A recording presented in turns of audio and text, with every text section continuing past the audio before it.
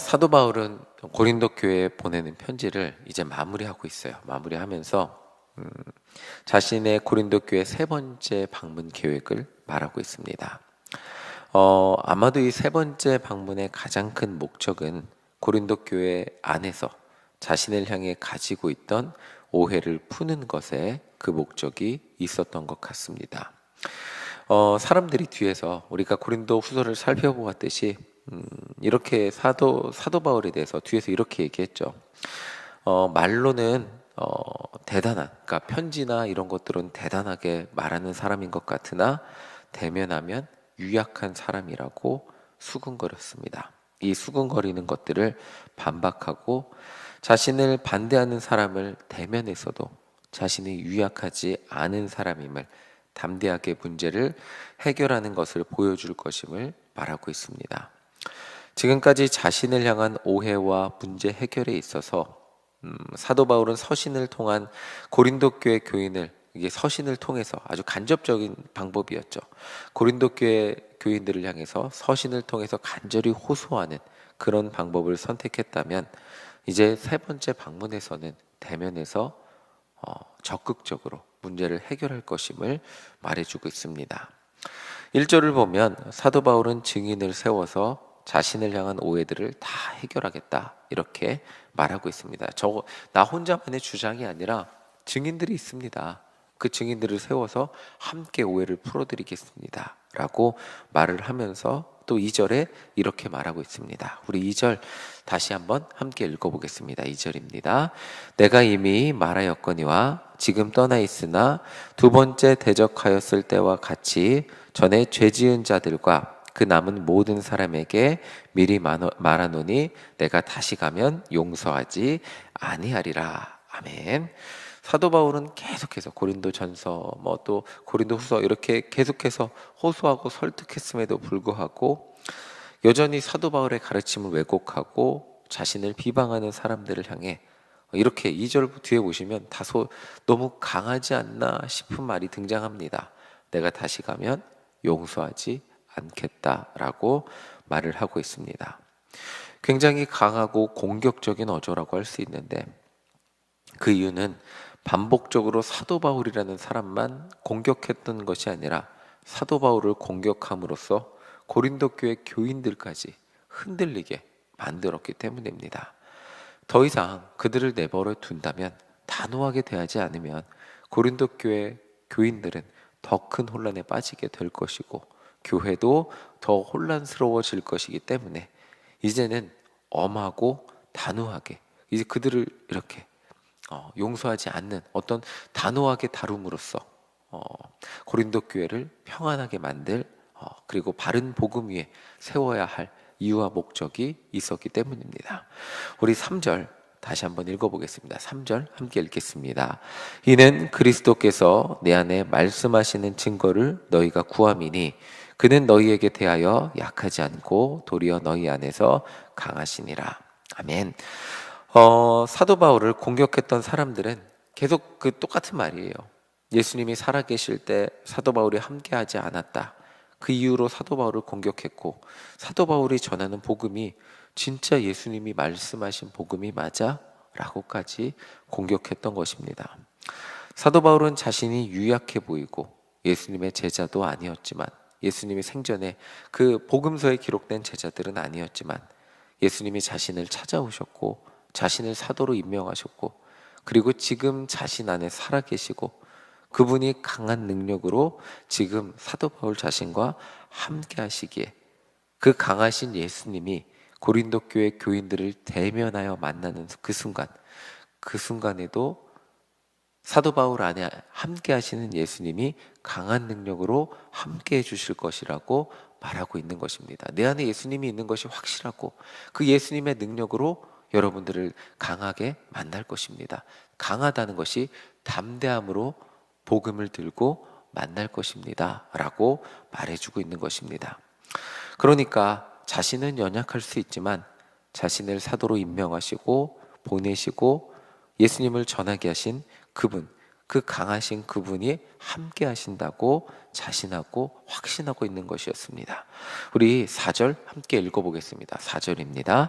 그리스도께서 약하심으로 십자가에 못 박히셨으나 하나님의 능력으로 살아계시니 우리도 그 안에서 약하나 너희에게 대하여 하나님의 능력으로 그와 함께 살리라. 아멘. 사도 바울은 4절을 보면 이렇게 설명하고 있어요. 내가 믿고 전하는 우리의 구원자 예수님도 세상에서 가장 연약하신 분으로 십자가에서 죽으신 것 같지만 세상에서 가장 강한 능력으로 십자가 그 죽음을 이기시고 부활하셨습니다. 하나님이 예수님을 강하게 하셨기에 그분은 부활의 새 생명을 입으셨고 모든 이름 위에 가장 뛰어난 이름이 되게 하셨습니다. 이와 같이 사도 바울 저 자신도 연약한 존재이지만 고린도 교회 여러분들을 대면할 때 하나님이 주시는 능력으로 내 안에 살아계시는 예수님의 은혜로 강한 자가 되어 복음을 왜곡하고 고린도 교회 교인들을 미혹에 빠뜨리는 사람들을 담대하게 대면하고 치리하겠다고 말하고 있는 것입니다. 사도 바울의 관심사는 하나님의 몸된 전인 교회를 올바르게 세워가는 것이었습니다. 설령 자신이 오해받고 또 연약한 사람으로 취급받는다 할지라도 그것보다 중요한 것이 있다면 고린도 교회가 바른 믿음과 바른 신앙 안에서 계속해서 예수님을 닮은 자로 성장해 나가는 것이 사도 바울의 바람이었습니다. 우리 7절 함께 읽어보겠습니다. 7절입니다. 함께 읽겠습니다. 우리가 하나님께서 너희로 악을 조금도 행하지 않게 하시기를 구하노니 이는 우리가 옳은 자임을 나타내고자 함이 아니라 오직 우리는 버림받은 자 같을지라도 너희는 선을 행하게 하고자 함이라. 아멘. 하나님께서 이 사도 바울이 바라는 것은 우리가라 그러잖아요.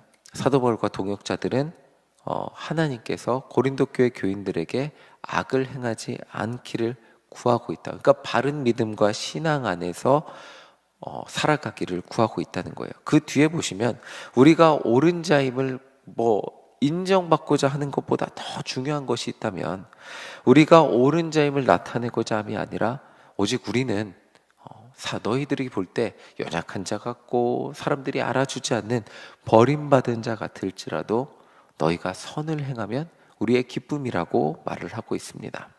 이것을 진심으로 고백하고 있는 사람이 사도 바울이었어요.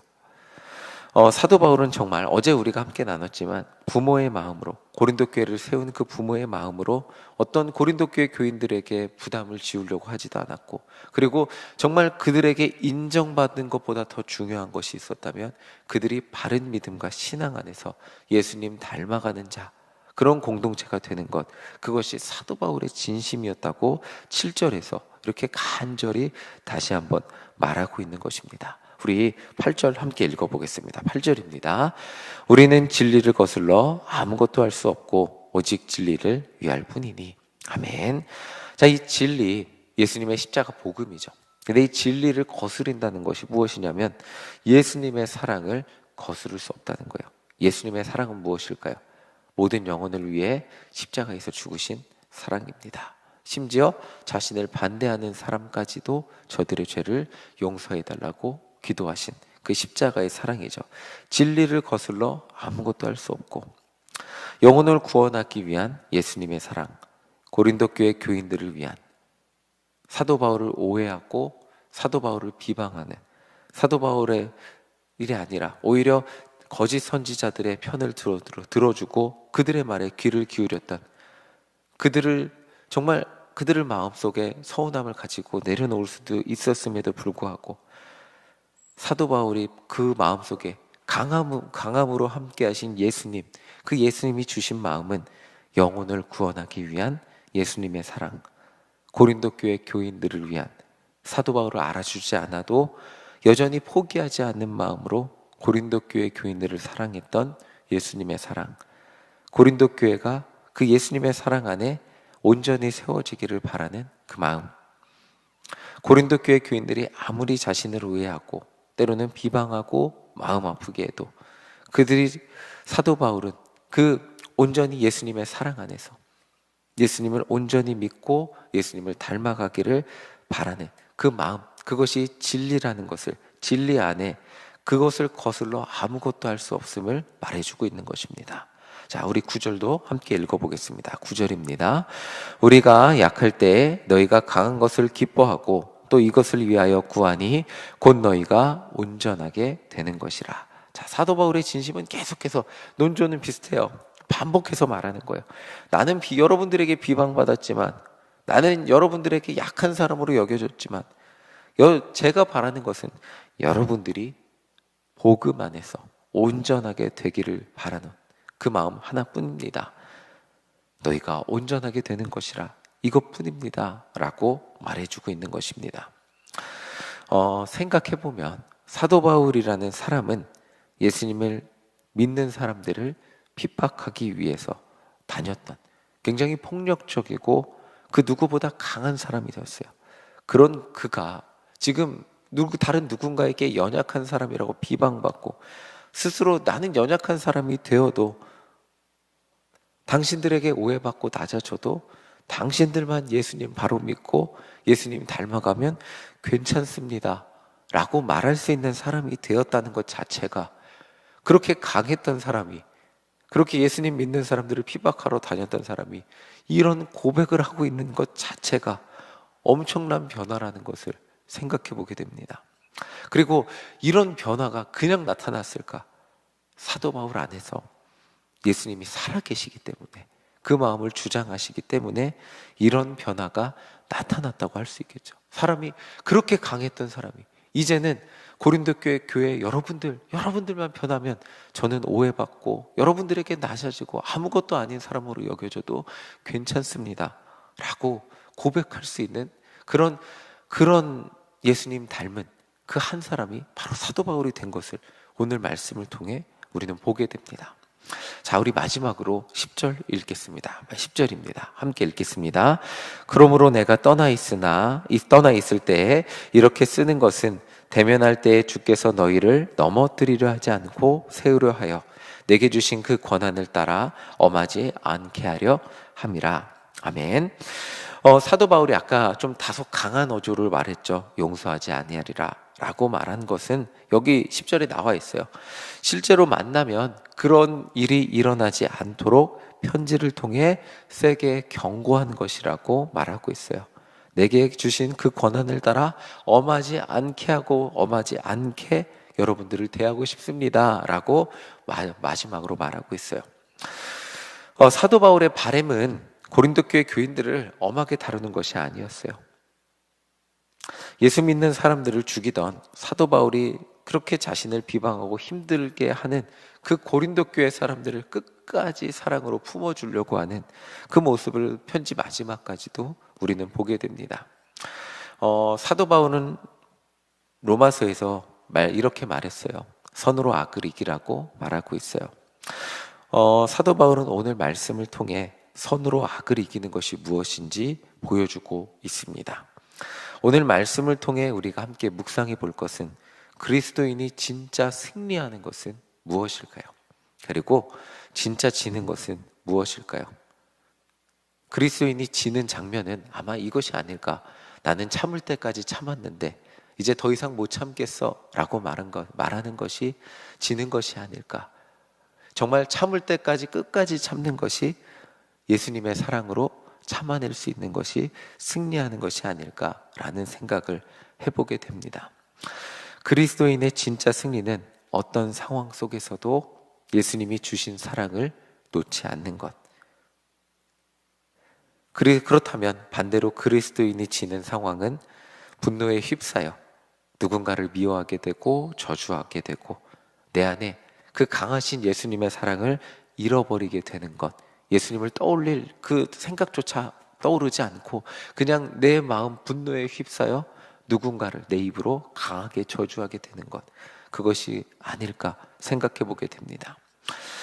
사도 바울은 어떤 상황 속에서도 고린도 교회 교인을 향한 사랑을 놓지 않았고, 내 안에 살아계신 예수님 때문에 그 사랑을 놓지 못했고, 심지어 자신이 오해받고 무시당한다 할지라도 고린도 교회 교인들만 온전히 설 수 있다면 그것으로 괜찮다고 고백하고 있습니다. 오늘 이 말씀을 묵상하며 그리스도인의 참된 승리가 우리 삶에, 나의 삶에, 저도 이 말씀을 묵상하며 제 안에 찔리는 것들이 많음을 고백하게 됩니다. 그리스도인의 참된 승리가 무엇인지 기억하고 기도하는 우리 모두가 되시기를 간절히 소망합니다. 정말 영혼을 살리는 승리의 삶이 무엇일까요? 그리고 우리가 기도해야 될 것은 무엇일까요? 그리고 나를 공격하고 내 마음을 아프게 하고 정말 나를 낮아지게 평가절하하는 사람들에게 나에 대해서 안 좋은 소문을 내는 그 사람들을 향하여 우리는 어떻게 살아야 될까? 참 고민이 많고 할 말도 많다는 것을 우리는 알고 있습니다. 사도 바울도 똑같은 상황을 겪었지만 결국 편지의 결론에는 여러분들이 예수님을 닮아가기만 한다면, 여러분들이 신앙 안에 바로 서기만 한다면, 그리고 그러나 그럼에도 불구하고 여전히 여러분들을 흔들리게 하는 그 거짓된 사람들은 제가 그 여러분들 안에서 분리해낼 생각입니다 라고 말하는 그 사도 바울의 모습을 기억해 보면서 나를 힘들게 하고 나를 연약하고 나를 정말 어떻게 보면 바보같이 만드는 그 사람들 앞에서 우리는 그리스도인으로서 어떻게 살아가야 하나 기도하고 그 예수님이 내 안에 계시는 예수님을 통해 강하고 담대한 마음으로 정말 승리하며 살아가는 우리 모두가 되시기를 간절히 소망합니다. 영혼을 살리는 일 가운데 때로는 오해받을지라도 그럼에도 불구하고 나의 삶을 통해 영혼을 살릴 수 있다면 주님 그것으로 참 감사합니다.